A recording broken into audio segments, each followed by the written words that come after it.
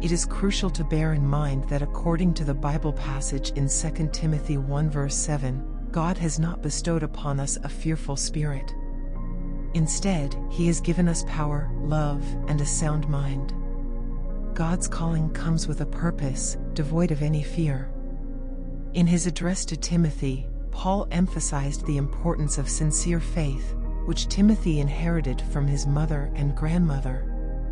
Paul also encouraged Timothy to nurture the gifts that God has bestowed upon him. Today, it is crucial for us to embrace faith, as fear does not originate from God. Additionally, we must recognize and utilize the gifts that God has placed within us. It is imperative that we do not allow fear to hold us back. In Scripture, there are 5 effective methods for addressing and overcoming fear. First is finding guidance from the Lord. In Psalm 34, David encountered challenging situations in unfamiliar territory, but he shares his approach to handling fear. He explains that by seeking the Lord, he was able to find solace and overcome his fears. David states in Psalms 34 verse 4, "I actively pursued a connection with the Lord, and He responded by listening to my pleas and rescuing me from all my anxieties." Whenever you experience fear, it is essential to earnestly seek God's presence. Express your emotions to Him and seek His assistance. He is ready to provide deliverance, peace, and divine intervention when we welcome Him into our circumstances. Second is putting faith in God.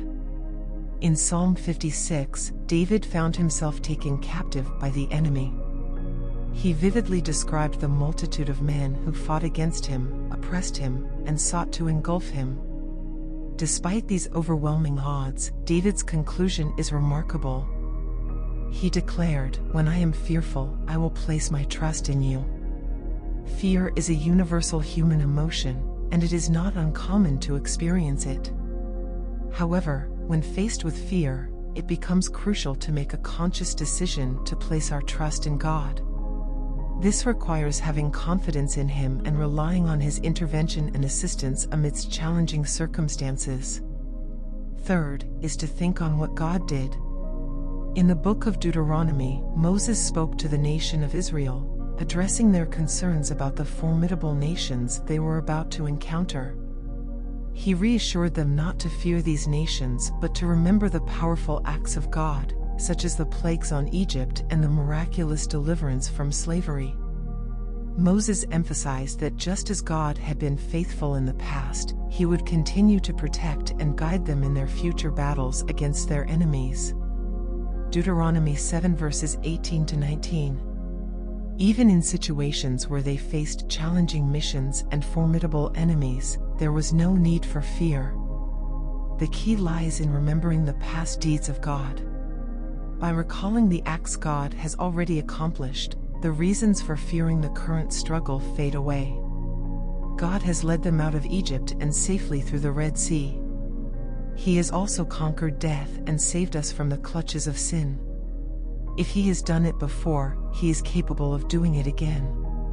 Therefore, there is no reason to be afraid of what lies ahead. He has proven His ability to handle these challenges in the past, and He will do so again. Fourth is to know who God is. The verse Isaiah 12 verse 2 reminds us to keep in mind the identity of God in order to overcome fear. It states that God is our source of salvation and strength, and we can trust in Him without fear. The Lord Jehovah is not only our salvation but also our support and the reason for our confidence. If we have God as our salvation, strength, and protector, there is no reason to be afraid.